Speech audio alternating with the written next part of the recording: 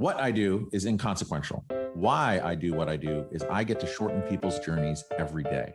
What I love about our hospitality industry is that it's our mission to make people feel cared for while on their journeys. Together, we'll explore what hospitality means in the built environment, in business, and in our daily lives. I'm Dan Ryan, and this is Defining Hospitality. Today's guest has over 20 years of experience in the hospitality industry. He manifests strategies to ideate, develop, and revive businesses. He's been profiled in the Wall Street Journal, which we'll talk about because it's super duper cool. When he was younger, he fell in love with ballet and wanted to be Baryshnikov, so he knows a lot about balance. After graduate school, he went to Steppenwolf Theater, then moved into media and TV at the likes of HBO and CBS. And then he transitioned those skills after meeting Barry Sternlicht as a storyteller into being chief creative officer at Starwood. And then after a great run there, he became the CMO at Morgan's. Currently, he's the chief development and brand officer at Main Street Hospitality. Ladies and gentlemen, Scott Williams. Welcome, Scott. It's always good to have a fellow nutmegger on the show. A fellow nutmegger. Well, hello, Dan. Just to clarify, I don't think a lot of the listeners may know what a nutmegger is, but I found out since moving to Connecticut, we are the nutmeg state, and you're not called a Connecticuter, you're called a nutmegger. So, Scott, welcome. I'm learning so much already. I did not know that. Oh, you didn't know that? I didn't know that people who live here are called nutmeggers. No, there's all kinds of fun you could have with that. There is a tremendous amount of fun, but now there's a lot of different ways that our conversation can go today because I know you from many different hats. You have a hat on today. A hat on today because I'm a diehard and sad Mets fan. And they just got smoked by the Dodgers last night. But anyway, there's still hope. Best of 7. There's always another game.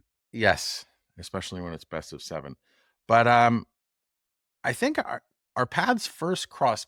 We first crossed paths with Independent Lodging Congress. And I think a lot of the passions that we share about our industry that we are married to and making babies with stems from our shared passions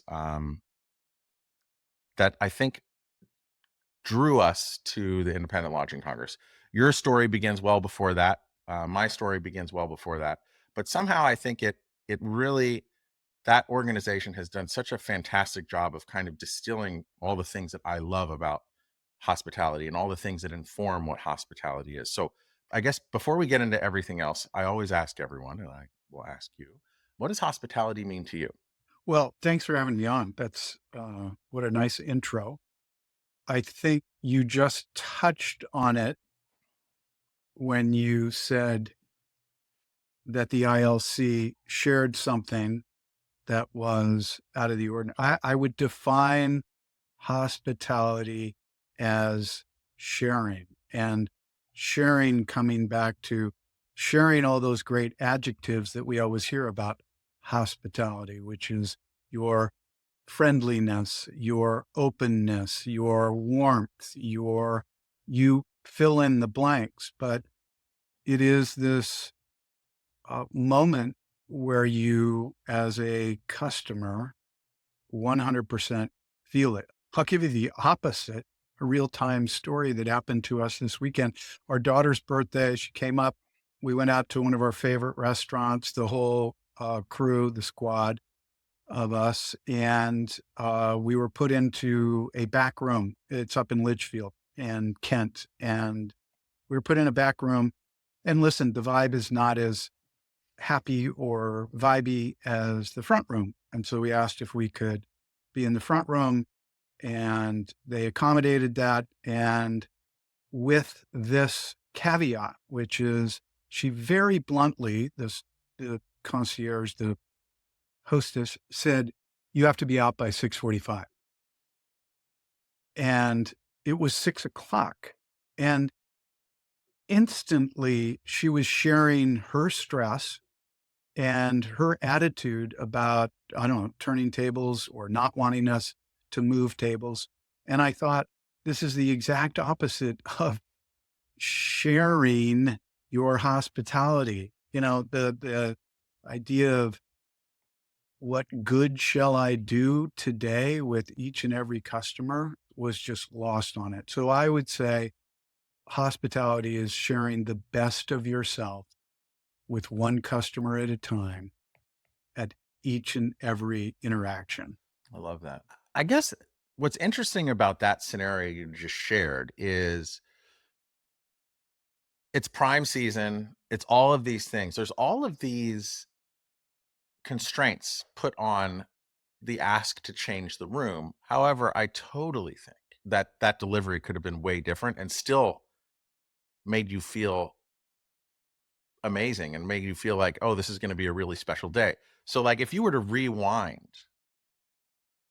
how would you play that card differently to share that good, if you will? Well, one of the ways, if she really is under stress, could be to take it to one of us, one of the, you know, parents, and say it privately, but instead, it came out across to my daughter. And then the rest of the evening, we just had fun as to how unhospitable she was. And every time she came over, she was looking at us as if trying to hurry us out. And by the way, the punchline is that the service was slow, so they didn't even get to our we didn't even finish until 10 after 7. But, I would say there's a way to do it with a smile on your face, there's a twinkle in your eye, there's a connection you can make to ask graciously and gracefully, "Hey, I know you guys are wanting to be in here, but there's something or other big table coming in, whatever it was, but she just totally blew it. I think also a lot of the conversations here, an idea of like meeting others where they are or feeling or meet, it's in a way, that idea of sharing that you just mentioned,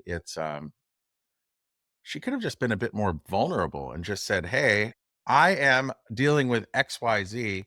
And even if she did it privately one on one, you develop some empathy and then you're like, "Okay, yeah, we get it. Let's work with you." And I think that one of the reasons why I feel as if this podcast has grown legs and wings beyond just the regular hospitality industry and attracts the likes of a lot of entrepreneurs is because a lot of that empathy and connection and vulnerability, a lot of businesses and teams within those businesses struggle with that being vulnerable. It's like, this is the right way, this is how we're doing it, and get on or get off the bus. Whereas in the idea of coaching, instead of like managing, the idea of managing is turned into coaching. It's really kind of how do you get the best out of others? And the way that I found you can get the best out of others is being vulnerable with your own situation at that given moment. What are your thoughts on that?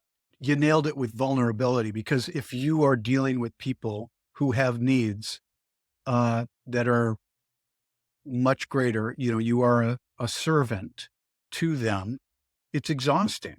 And I get it. I understand. And that's why oftentimes you hear that you cannot train for that kind of attitude. You've just got to train them for the aptitude of doing it because you want those ones that have the attitude of the servant culture or the attitude of empathy or the attitude of listening. It's why at the front desk, when you're checking in, they go, "Checking in?" You're like, "Yeah, what else would I be doing here?" Or they're not looking at you to see how exhausted you are or what you look like. They're just looking down at the keyboard ready to check you in. Because I get it. It is. You're putting yourself into an incredibly vulnerable spot. But the great ones have the ability to do that. Or you could just be at a beautiful brasserie in France somewhere where they don't want to turn the tables and you can just sit there all day, all night, and they don't care because they're not working for tips and they just want you to have a great time. Unfortunately, we're not there. The one thing that you notice when you've been in the business for a long time is, when they want you to move, they do very subtle things. They start taking the flatware away. They start asking permission. Are you done with the salt and pepper? Because the more the table gets vacant, the more the natural inclination is that the meal is over to the customer. And so they do it in almost nonverbal cues. Well, I want to go out on a limb here because I think your journey this may be a leading question, but um, your journey is really interesting because you started off with a love of play and Shakespeare, as you like it, all the world's a stage, right? So when you're on stage, as the involvement that you had in several, you're in stage. There's like there's a barrier between stage and audience. Sometimes it's broken. I like it. I think it's really fun when it's broken, but it doesn't happen very often because there is that separation. Is there any impetus that had you kind of evolve your passion and love for the stage and make the journey over to hospitality? Yeah, well, yes and no. I mean, the feeling is always there. It's being communicated, whether you're breaking that fourth wall in an untraditional sense and making the connection, or you're staying within the confines of the play, which means there's three walls. But but I think what you're saying, there is a shared journey that's going on, whether you're the audience or a member of the cast on stage, that's transporting you just like great hospitality should transport you. I guess where I was trying to go ineloquently with that question or clumsily was you started off with this passion for the theater, but now it's been 20 years in hospitality. Was there something missing in that theater experience for you that you've gained in hospitality that has to do with what it means to you as far as sharing and bringing out the best and doing good for others? Oh, I just think that there's so many similarities between every day is a new version of the play, of the same play.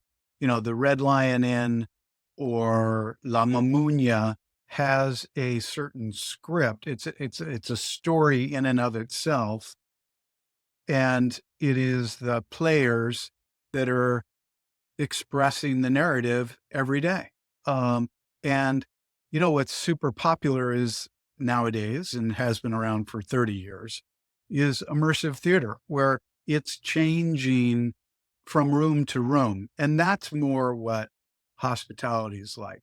Whether or not you have enough players that can disengage from certain assignments they have. And the reason why I say disengage, meaning, can your front desk person checking in, can they excuse themselves from behind the big check-in desk to come out and make a more human connection with the person checking in and hand them their keys instead of across a desk? Can your server at dinner take a little more time? Or is there always this sense of, chef is just waiting for me to come back and grab a plate and serve the next person? You feel that all the time in restaurants, certainly, is just the clock is ticking to take your order. Or it's the opposite. Where the hell did my server go? I just sat down. Oftentimes I will set a stopwatch to see how long it takes for someone, once I've sat down, to a gracious introduction of, how are you all doing? Here's our menus. Can I get anybody a beverage of their choice? Whatever it is. Well, I think after your experience with theater and TV or media, like theater, media, then you had this incredible experience with who I think is just like the King Midas of our industry, but all the good parts, not the bad parts of everything he touches turns to gold. Barry Stern, like, and then also working at Morgan's. How do you think that transition suited you on your career path? And also like bringing in all that stuff that I think is what draws us both to ILC. Well, it's funny. You don't know you're working for legends when you're working for them. And I didn't go work for Steve Jobs when he was already a legend, or Horst Schultz when he was already a legend. Barry was becoming legendary at the time. Now he's, as big a hotelier and private equity guy in the world as there is. And Ian was long before that, but I want to be clear. Ian had left the building right around the time, I don't know, a few months before I got there. But let me tell you, going from HBO, CBS, ESPN the analogy that I always drew to back to TV and film was because people said, how did you make the leap?" And it was a very lucky leap because I did meet Barry and he needed some consultative work on some advertising, and I had just enough knowledge to help him. But the analogy that we have in television is you want ratings, right? You want as many eyeballs per show, per evening, per day part as possible. And in the hotel business, you want to get heads in beds, as it's crassly put. You want as many heads in those beds and drive occupancy as high as you can without sacrificing or without sacrificing rate. And so there's a rating system. And so what do you do in a rating system, whether it's the analogy of ratings for television or ratings, even now, so more pronounced with TripAdvisor, is you have to create those experiences. And the experiences are in broadcast TV or in cable TV or prestige TV. They are these incredible storytellers. And both Barry and Ian are incredible storytellers, but there is this, ratings, you have to build great set designs. So what does your production look like and feel like? How does it come through the television? When you open the door of your room, what happens physically to that guest? Do they go, ah, is there an exhale like you do when you get into bed and start watching your favorite show and you feel tough? I just can't wait. There's casting. There are choices we make when we hire people for every role in the hotel, same as there is in television or film. Casting, we always say in hospitality, people make the difference. How many times have you heard that for years?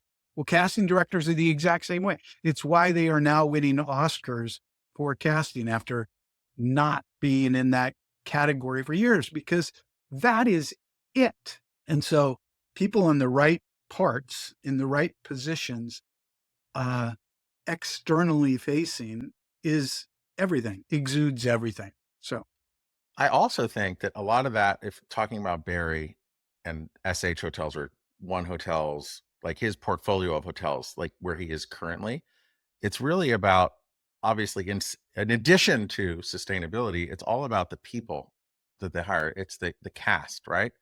And I'm going to connect right now Barry Sternlicht to Main Street Hospitality and Sarah Eustace because in the pandemic, I furnish hotels, right? That just wasn't happening anymore. And so to help with my boredom, I helped found a company called Blue Canary, which we went in and we coached on-site housekeeping teams on how to be safe, how to clean rooms better. I was going around swabbing hotels all up and down the eastern seaboard and taking measurements. It was really disgusting and awesome, but everywhere.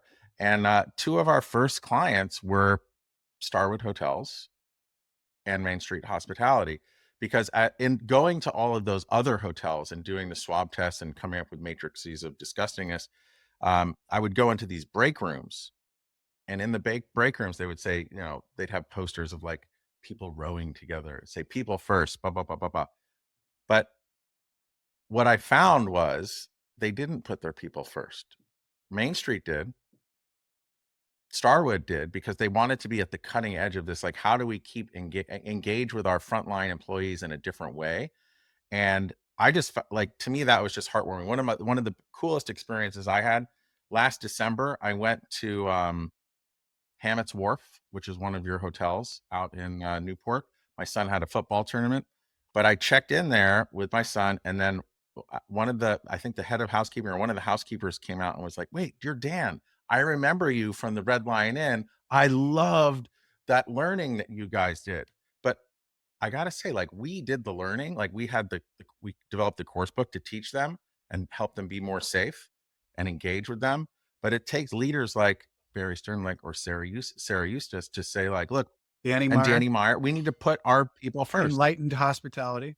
So I think that where I'm trying to go with that is it's really all about the putting the people first truly? And how do you think on your career journey from where you started in hospitality to where you are now, how have you seen the best possible ways of putting people first? When you walk into an Apple store, it's a tech store, which is the most stressful thing in our lives because it's so complicated. And yet they decomplicated it, they uncomplicated it, and they put all their best people on the floor out in front at these genius bars to, like we said earlier about the hostess I came in contact with this past weekend, and just said, "How can I simplify your life?" Which is exactly on the principles of Apple, right? How can I simplify your life for free, by the way? Um, and the other great brands like Nordstrom does that. But let's see, how do we put our people first? Yeah, or it's even just building that cast, like hiring, recruiting, making sure that you have the best ensemble for that immersive theater experience. What are some great ways that you've seen that to attract the best and continue to sharpen those saws of those people? Yeah, I think it's the commitment, that promise that you make to people who are auditioning or interviewing, and making sure that that attitude that they have, which is hospitable, and that idea of serving other people is front and center. And then following up, I think one of the worst things you can do is hire people and then not continue to develop them or check back in with them. So you have that onboarding process, which feels uniquely personal and on brand for the culture that you've just entered. And then 30 days later, closing the loop a little tighter with a follow up meeting, and then that 6 month check in. And very few do that. Main Street does Mhm. it. Uh, Schrager, the Morgan's Hotel Group did it when I was there. We had a very good HR program. I really like it. I also think that, in this time when people and finding and retaining people seem to be some of the biggest concerns of operating hotels, I think to have some kind of continual learning um, to help strengthen their knowledge base and engage with them on a different way helps make that culture more. It makes those posters become more real and makes those companies become more sticky so that employees see that, hey, I'm on a path of learning and this is super engaging and I really enjoy this. And I don't know, and just from my experience, I feel like it really helps increase energy levels of those of that ensemble. I love the idea of that, just the ensemble, the cast, and breaking down those walls. But I feel like it just makes it a completely better immersive experience. Yeah, we have our COO came up with this idea. I think it was Greta who came up with Skills Lab, and one Friday every month, one expert in the field would deliver a 1 hour at 1 p.m. on a new skill or a developing skill um, that had a impact on people's careers within the company. And so it ranged from every department, every division. Some of them were nuts and bolts. How do you find logos and photography on our website? Because we have a digital asset management system and they're all there and they're all cataloged and they're all tagged, to marketing development, to accounting, to business development, to how do we make sure we're out looking for the next best Main Street hotel. People really got a spark out of it. I like that because it also just helps. Look, we all have playbooks and there's operations manuals and blah, blah, blah, but there's this institutional knowledge um, and soft skill that doesn't translate from the personal experience of the people who's been there for a long time to those playbooks. Have you been asked to do one of those skills labs about your diet and your training regimen and all those things that you were written up on in the Wall Street Journal? No, God, Why no. not? No. Why not? Because it's nobody wants to know that Well, deep. I wanna know it, and I think our listeners wanna know about it. That was a long time ago. It's the same. I mean, it's even more pronounced now than it was then, but I've always been an athlete. One of the things for the tyranny of the scattered mind is discipline, is personal discipline, and I believe that helps me. It's where, as the cliche goes, you get your best ideas when you're out running or you're out not thinking about anything other than where the next turn is or where the next use whatever sports analogy you want in there. But yeah, the Wall Street Journal did profile. There used to be a great column. I don't know if it was on Fridays, and Jen Murphy wrote it, and I bumped into her when I was kayaking to my 50th birthday party In Red Hook, right? in Red Hook. We had put in on up in Greenpoint, and the tide had changed in the East River, which I do not ever recommend going against the tide in a small kayak, trying to get to Red Hook because it was In the hairy. East River in particular, because everyone it's gnarly there, and there's, like, whirlpools and it's insane. It's like, Brutal. It was brutal, and I come from Seattle. I've kayaked in the Inside Passage. I was not a novice, and my buddy who was helping me celebrate and anyway, we were an hour late walking through the parking lot with the kayaks to my birthday party at a friend's Red Hook rooftop, and, and I came up, took a shower, and she cornered me and said, "So, what else do you do?" And she was just fishing for somebody like me, and so they profiled me on something, I think the title was "Execs Workout, Could Exhaust People Half His Age," something like that. Hey, listen, it was flattering. well, I think it's remarkable because what my takeaway, aside from just the intensity of the workouts, is just the consistency of diet, not for the sake of exertion, but the sake of just being able to maintain a level energy. And I think if we go back to the beginning of being vulnerable and meeting others where they are, in order for someone, or I'll just speak for myself, in order for me to be vulnerable and to be able to make that bridge with someone else, my energy levels have to be up because that's when I'm most self-aware and I have to be aware of those energy levels. And I think you're dismissing the importance of diet or maintaining energy levels, but I think that it's really critical and I think often missed. Oh, no, I promise you, I'm not dismissing it. I'm a firm believer in we are what we eat. I'm a firm believer in we are what we watch. In this day and age of you can watch anything on your phone and iPad, and there's so much greatness out there, and there's so much crap out there. And same with food. There's so much great food out there that's easy to access, and there's so much crap. But yeah, I if I don't sleep well and if I don't eat well, I'm about to run the New York Marathon. Um, and if I'm not in great physical shape for that, 26.2 miles kicks your ass. So So one of the things I'm nervous or loath to do the New York City Marathon about is the starting point in Staten Island. Like, how do you get there for the start? Are you going and staying there the night before? Or are you going that morning? no, nobody is staying there. You have to be bussed in or ferried in.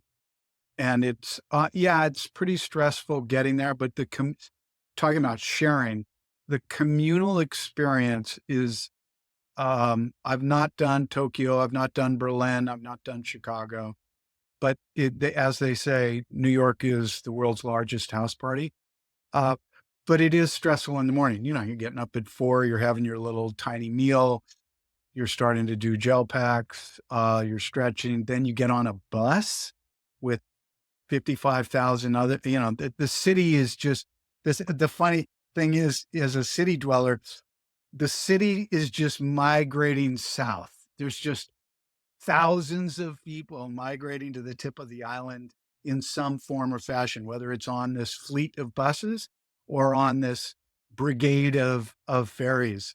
And then they get off and they walk, and the the security is a bummer, and waiting around is a bummer, but oh god, it's glorious.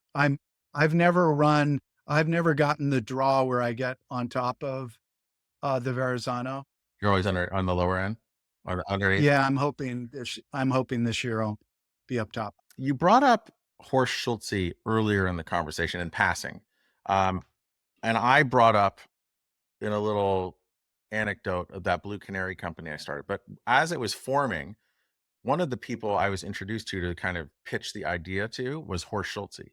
And I had a really lovely conversation with him. I actually just met his daughter a couple months ago in Atlanta. Um, but he said something, and again, I want to bring it back to kind of your career journey in the from the Sternlicht starting of W hotels, like in that world, to the Morgan's Hotel, to your ILC involvement, to now with Main Street Hospitality. Horst said something that was really intriguing. He said, the brands aren't going to want this because they have to do, 18 rooms a day and blah, blah, blah, and they just don't have the time. But the independents, they will do it. And he said, this was very early in the pandemic, I would say June of 2020. Wait, they're not gonna want the Blue They're not going to Canary? want to take the extra time away from the efficiency of their housekeepers. But and that part doesn't matter. But what he said the independents would want this, and he said something that was really striking, and I've also seen it with the rise of soft brands. He said this from pandemic forward till now. He said this is the time for independence, and I think like looking at your journey, you've kind of migrated into this independent um, hospitality space. Um, do you agree with that? And what keeps you involved with independence? And what's this passion for independent hotels that you have in not just your vocation, but also how you spend your extra time with ILC and then being a leader there, et cetera, et cetera? Is it the time for independence and why?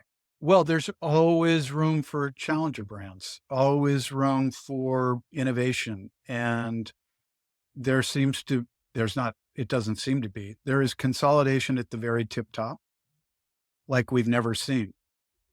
It's just 10 hotel groups that own, what is it, 90% of the room count in the world. And then there's 10%. I mean, the mom and pops independence in the rest of the world, I think, is even larger than it is in North America. But there's very little in the middle. And then there's this ecosystem that you and I both fell in love with, or love the people who are out there doing incredibly fun, smart, innovative, new types of hospitality. And then you bump up against scale. It's just this natural scope problem, which is you have to continue to grow. And how do you grow? You grow through mergers, acquisitions, scalability. Look at Shake Shack. I mean, Danny went from, X amount of restaurants, and then all of a sudden Shake Shack hits. And I don't think you've been in an airport or Stamford, Connecticut now. They seem to be everywhere. I also see it like with Hilton now. You mentioned acquisition. I think one of the most interesting independent brands that had developed, as far as like, I think any brand that has a super targeted thesis, like graduate hotels, like college towns, designed over the top to kind of, I don't know, mirror whatever the alumni, what would draw the alumni, the students, the just for that overall experience. That to me was a really cool targeted brand.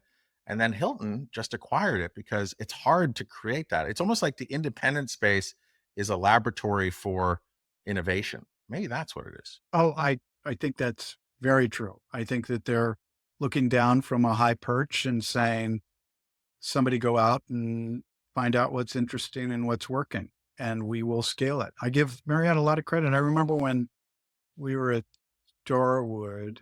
Oh, well, I mean, the Heavenly Bed is a both a great example of innovation at Westin when Starwood did it, and also a great example of how slow adoption was elsewhere.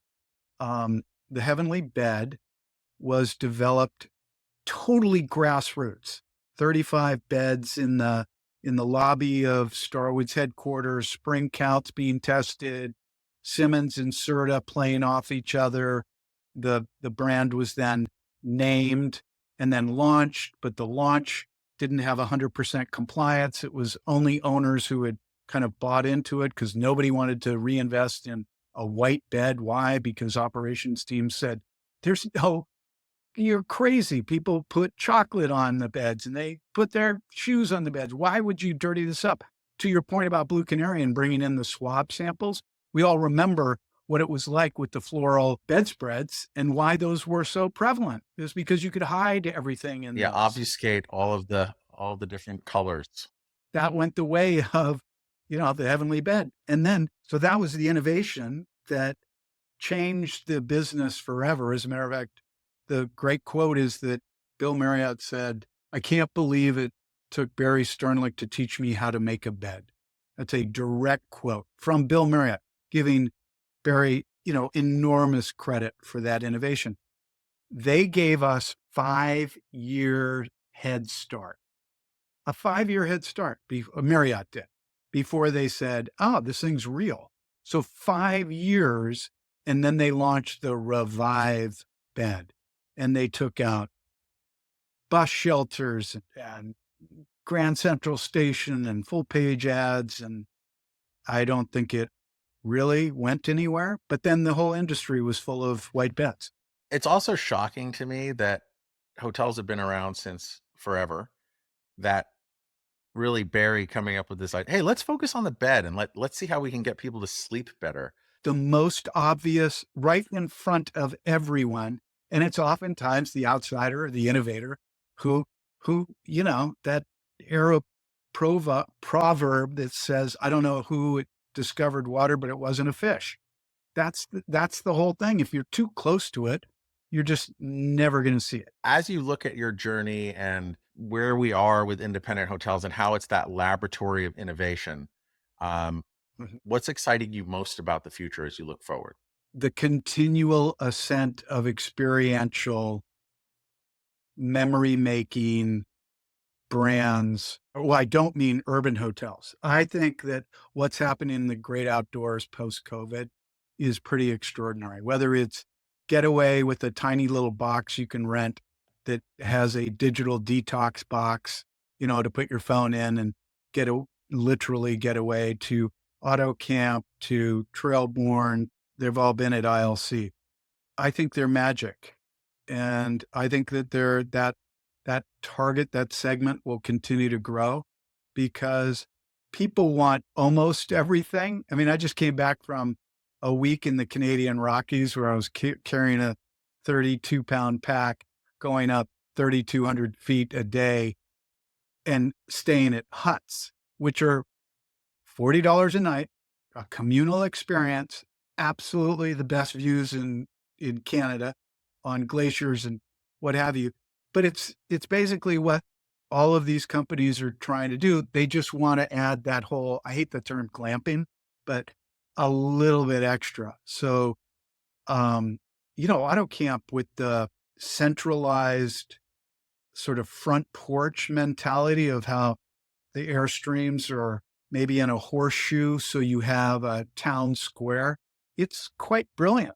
The sense of belonging is never, you hear this all the time in marketing deck.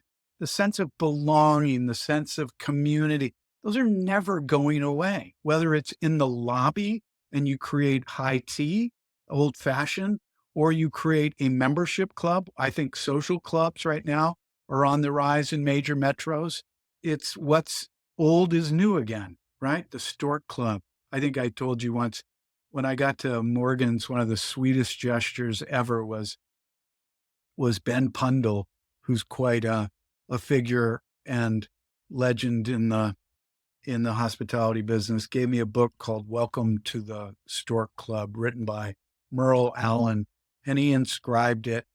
And the Stork Club, those kinds of social clubs, university clubs, college clubs, they're priceless. There's a reason why they're popular. Well, I mean, country clubs are one thing that's a little different, but urban clubs that deliver the programmatic experiences along with a great F&B experience, along with the communal sense of belonging and inspiration. That's magic. Yeah. And of all those things that you said right there, it's, I think to me, no matter where the location, out in the woods, up in the Rockies, in an urban center, it's really that the programmatic experience, right? It's that curated experience. I hate that word curated, but it's like it's such a thoughtful Do you like bespoke? it serves a purpose, but it annoys me. But I don't know. It's like, Bashar always says he hates the word authentic, but I can't think of another word that, that works for that. To be authentic is, you know, to to be To to be be real, real. to be genuine, to be Yeah, yourself. so like whatever. I do custom furniture. Could I call it bespoke furniture? It sounds nicer. Yeah, I guess so. It's to be most like the thing it is. Yes. Yes. And but the infrastructure that a hotel would need and the thoughtfulness and the planning and the strategy to deliver a really thoughtful, authentic, bespoke, curated, programmatic experience. It's that's kind of where you get into like black magic and voodoo stuff because just like you said, as what makes Ben super special, and I've met him a few times, is he's able, and there are certain people who are able to make sense of that gray area and really distill out like a really cool, thoughtful experience that checks all the boxes. What do you think a big roadblock to creating that type of programming at a hotel is, or what have you found the big roadblocks are? When they're lame. Uh, but that comes down to the people crafting it. Okay, so when they're lame, number one. yeah, yeah. When there's no consistency of curiosity for ideas or stories they have to impact something. They have to go somewhere. A story follows a certain pattern. A great story does, right? There's some drama, there's a conflict, there's a fall, there's a rise. You have to have that, but you also have to have frequency. I mean, you can't just do it every once in a while. And so the consistency, the frequency, the cadence, um, the authenticity. But I'll also say it's kind of difficult to ascribe an ROI to that type of programming. Like you can do it, I would say on a spectrum. Like if you are room rates, doing a room renovation, a really compelling F&B experience to this kind of programmatic experience. If they were on a spectrum, I would say the programmatic experience, again, I don't really know much, but I would say that that's harder to ascribe an ROI to. It is, unless you're selling tickets. If you're selling memberships and it is a service product offering that comes with the membership, it is one of the benefits I, as a new member, am looking for, as opposed to just networking with people or co-working space, or because you've got a lot of these from Convene to Noe House builds it into the DNA. It has to be there. The Soho House, that programming has to be there. Then you have to define what disciplines you're going to be in.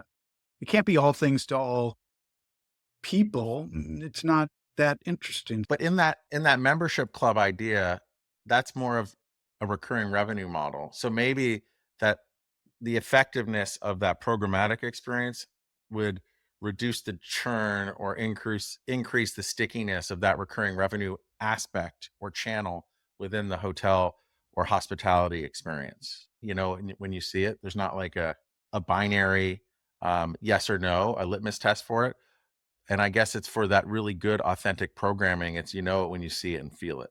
I would say the ROI on the Genius Bar is a good example. I mean, and you could draw a direct line to hospitality.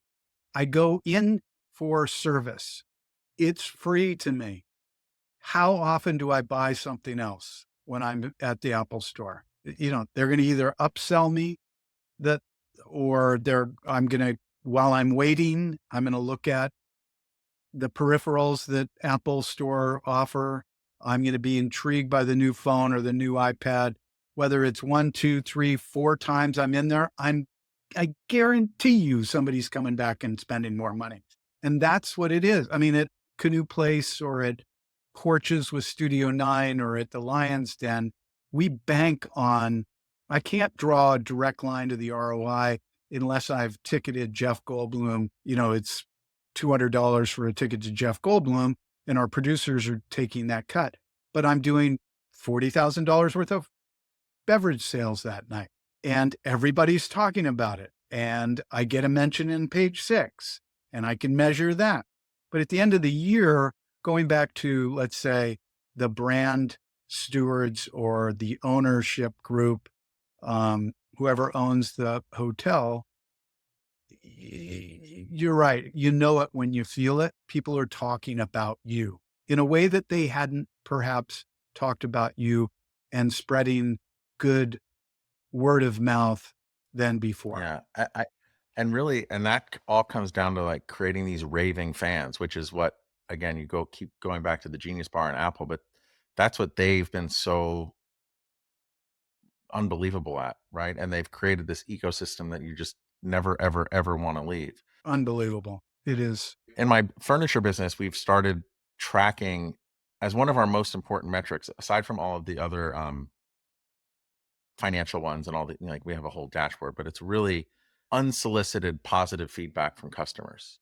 Because for us, that's when we know we're doing a really good job, when it's unsolicited. It's a way of measuring that and then also celebrating it so that we're reporting on it, we're talking about it, we're sharing the experience, because then that creates the halo effect and gets that institutional knowledge out of people's heads and into everyone so that we all kind of lean into creating raving fans a bit more. Yeah. Yep. It's tribal. It is. I mean, look at the NFL. Yeah, So it's tribal. unreal. And that's the kind of brand loyalty you want. Yeah, and that's also its own ecosystem as well that just doesn't that defies market forces, which is unbelievable. Yeah, the NFL does not have a loyalty program. Right. You know, it doesn't need it. It's got these players or it's got this cast, right? You come back to people make the difference. Yeah, of course, athletes make the difference, but that's what you're paying astronomical fees for as a ticket holder. And to be part of that community, that back to sense of belonging and experience and tribality that is so powerful. Yeah. Well, Scott, this has been awesome, and I thank you so much for your time and insights and your vulnerability and sharing yourself with the whole world out there. If people wanted to learn more about you or Main Street Hospitality, what's the best way for the listeners to learn more? Great website, mainstreethospitality.com, uh, scottswilliams.com. I have a vanity site. Find me on LinkedIn. Yeah, you're very nice to ask. I'm on LinkedIn. Uh, that's probably the most powerful tool out there. I love it. Thank you, Microsoft. Yeah, that was a.